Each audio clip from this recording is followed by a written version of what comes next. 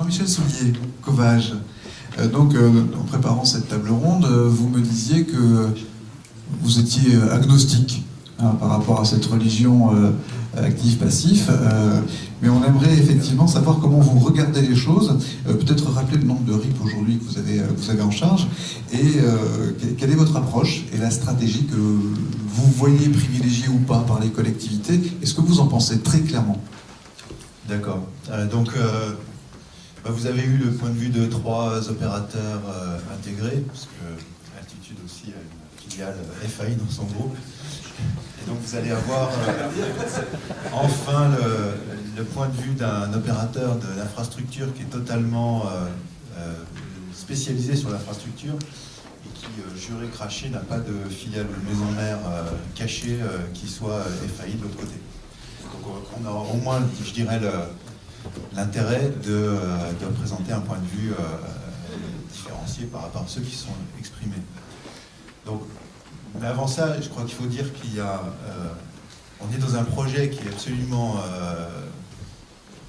phénoménal pour le pays, qui est extrêmement ambitieux et qui commence à se développer vraiment bien, parce qu'il y a quand même maintenant, ça se compte en millions, je pense, les prises qui sont en cours de déploiement par les différentes collectivités, départements, etc., avec le soutien de l'État. Donc vraiment, c'est un projet extrêmement ambitieux et qui commence à démarrer. C'est un projet dont l'utilité et l'intérêt est absolument évident.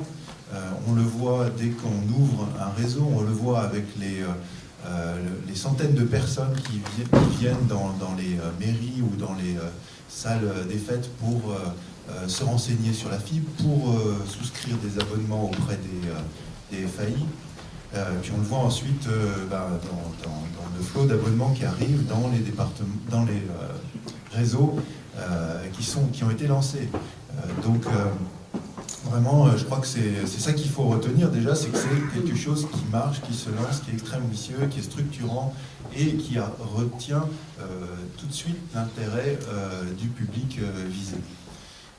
Alors cela dit, moi je comprends et j'entends évidemment un certain nombre de perplexités de la part des délégants, en particulier des collectivités délégantes qui ont lancé des projets, parce que c'est pas très simple, parce qu'il y a beaucoup d'incertitudes, parce que quoi qu'on en dise, le rapprochement de SFR et Numéricable qui va créer un très bel acteur industriel qui fait sens pour toutes les personnes qui aiment les télécoms, va quand même, je dirais, dynamiter un peu le schéma actuel.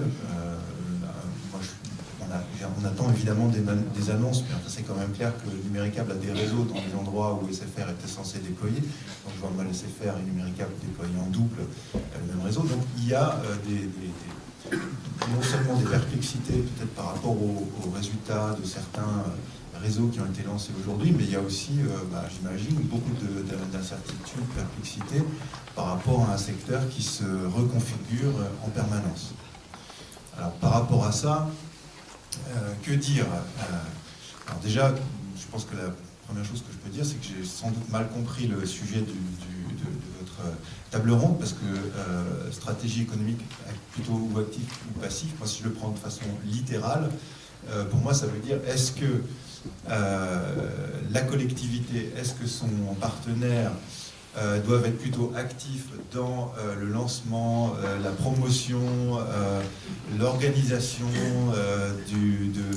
de réunions, de la présence dans la foire ou dans le marché de Noël, la venue des FAI, les raccordements des clients, ou est-ce qu'il doit être plutôt passif et se dire donnons cela à un tel ou un tel qui m'a dit qu'il allait s'occuper de tout et donc autant rester passif. Alors pour moi c'est vraiment le sujet de fond. Je pense que la réponse est assez évidente. En tout cas en ce qui nous concerne. Donc c'est vraiment un sujet de fond. Et c'est vrai qu'une fois qu'on a dit ça, je pense que l'aspect technologique, les guerres de religion technologique, c'est pas tellement notre fait. Moi je me rappelle il y a quelques temps, on parlait de est-ce qu'il faut faire des réseaux peer-to-peer ou est-ce qu'il faut faire des réseaux GPON, je pense que c'est ça qu'on disait, point à point, voilà, c'est ça, GPON, pardon. Bon, alors maintenant on n'en parle plus, heureusement, mais ça a divisé les gens d'une façon incroyable à l'époque. Et puis il y a encore plein d'autres débats comme ça. Est-ce qu'il faut mieux être over the top ou est-ce qu'il faut mieux être intégré, etc., etc. Donc je crois que le plus important, c'est comment on s'assure que ce projet avance et comment est-ce qu'on fait en sorte qu'il intéresse et il suscite l'intérêt fort de la population. Et ce qu'on voit dans pas mal de projets. En particulier, bon, je peux parler du projet pilote de Chevry-Cossigny, puisque vous êtes là, monsieur le maire, pour dire que voilà, l'implication fondamentale d'une collectivité et de son délégataire, c'est ça qui va faire la différence. Voilà. Maintenant, s'il faut quand même rentrer dans des considérations techniques, peut-être le point de vue qu'on a, c'est de dire qu'il faut avant tout, en tant que justement opérateur d'infrastructure qui souhaite être le délégataire d'une collectivité, c'est de s'assurer qu'on a la réponse à toutes les demandes des différents opérateurs qui vont ensuite utiliser ce réseau.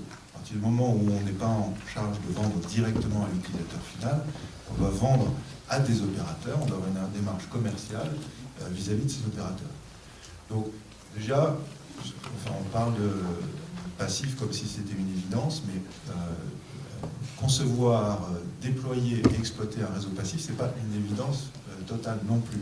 Il y a des demandes de la part des opérateurs, en particulier des grands opérateurs, en particulier l'Orange, qui ont tendance à bien spécifier les choses, qui amènent un peu dans leur nasse les autres gros opérateurs pour, je dirais, appliquer les mêmes spécifications, les mêmes process. Bon, déjà, la première chose qu'un opérateur d'infrastructure qui souhaite exploiter un RIP doit faire, c'est d'être compatible et d'avoir les bons process, les bons protocoles pour pouvoir fournir un service à des opérateurs comme Orange, comme SFR, qui veulent du passif. Donc ça, c'est évidemment ce que nous faisons. Ensuite, il faut être capable de répondre aux attentes des autres opérateurs, ceux qui demandent des services actifs. Alors, par exemple, Bouygues avait dit qu'il souhaitait des services actifs, mais évidemment, en particulier, tous les petits FAI de proximité qui, petits, deviendront grands grâce au RIP. Donc il faut trouver une solution technique, c'est pas du tout évident, il faut travailler avec des équipementiers, il faut déployer les solutions, ensuite il faut gérer les problèmes de protocole, il faut fournir un backbone national parce que sinon, à quoi ça sert d'être connecté localement sur un réseau activé si derrière on ne peut pas se connecter au reste du monde. Voilà, donc il faut faire ça. Il faut également répondre aux nouvelles demandes qui arrivent, donc l'opérateur câble, numérique câble, c'est pas trop difficile de le mentionner puisqu'il n'y en a qu'un seul qui a cette technologie, qui vend cette technologie aujourd'hui en France, demande une technologie spécifique pour pouvoir fournir ses services sur les RIP. Et cette technologie, il faut la mettre au point. Donc on est en train de la tester avec Numéricable avec des grands équipementiers pour pouvoir simplement répondre à cette demande. Donc, alors évidemment, on comprend bien que tel ou tel, chacun préférerait que son modèle soit privilégié. À notre sens, dans une logique de promouvoir les RIP et de les rendre adaptés et compatibles à toutes les demandes des grands opérateurs, qu'ils soient grands, qu'ils soient petits, qu'ils soient intégrés, désintégrés ou ce qu'on veut, il faut, notre boulot, c'est de faire en sorte que les différentes technologies, les différentes process, les différentes protocoles soient mis en place pour que les opérateurs prennent leur compte. Alors peut-être juste pour dire combien on a de RIP, puisque c'était votre question en fait. Donc effectivement, on est sur 23 réseaux d'initiatives publiques, 20 qu'on exploite en tant que délégataire, 18 qu'on exploite en tant que délégataire, et 5 qu'on exploite en tant qu'un opérateur de gros qui a décidé de mettre des équipements pour pouvoir fournir du service vis-à-vis du reste des opérateurs. Donc là aussi, il y a plusieurs modèles et il s'agit avant tout d'être adapté pour répondre aux attentes des territoires. Et vous me disiez que vous êtes agnostique, en réalité vous êtes œcuménique. Voilà. Et vous partagez cette foi avec tout le monde. Mais ce qui est intéressant, les débats, oui. Ce qui est Pas intéressant, trop c'est... filer les métaphores trop loin, Pas trop longtemps. en matière religieuse d'ailleurs. Mais ce que vous nous dites, et je crois que c'est partagé aussi par vos co-intervenants, c'est de toute façon la priorité d'une manière ou d'une autre. Notre modèle à nous, bon, c'est notre cuisine finalement, la manière dont on va gérer ces choses-là. Ce qui compte, c'est le front office finalement, et la manière dont on va aller évangéliser, non, je ne le dis pas, dont on va aller vendre effectivement ces fibres dans les populations. Alors on en parlera avec Pierre Bazier cet après-midi, mais comme vous ne co-intervenez pas avec lui cet après-midi, j'aimerais quand même avoir comment vous aidez, vous, Covage, les territoires sur lesquels vous intervenez, à vendre. Vous avez dans l'offre que vous faites à un moment donné une stratégie, un chapitre commercialisation, communication renforcé, parce qu'aujourd'hui c'est pas toujours le cas. Oui, je pense que tout le monde a ce chapitre évidemment, mais nous on est parti de la constatation que les RIP ne peuvent pas simplement être des objets qui sont posés là, enterrés, et puis dont personne ne s'occupe. Et que si comme la rentabilité, le modèle économique de l'exploitant du RIP, c'est quand même de gagner de l'argent en commercialisant, il fallait absolument avoir une action très importante là-dessus. Je dirais que l'essentiel de nos efforts sont beaucoup plus sur ce sujet que sur des sujets technologiques.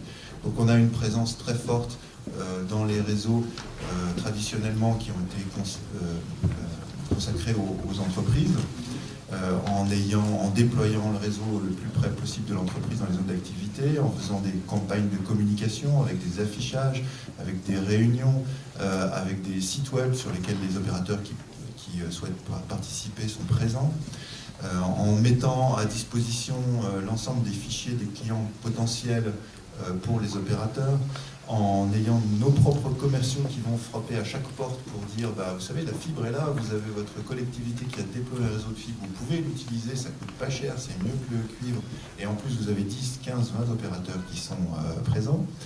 Et puis on continue à faire ça dans les réseaux dits FTTH, les réseaux résidentiels, où là pareil on organise avec la collectivité les réunions publiques, on est présent, comme je le disais, dans les foires, les marchés de Noël, etc. On s'assure que les opérateurs, évidemment, ont les moyens nécessaires pour faire leur communication, pour organiser leurs boutiques, pour avoir des partenaires locaux.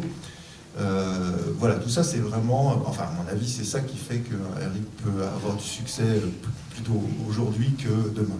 C'est le nerf de la guerre, on en parle cet après-midi. Merci beaucoup.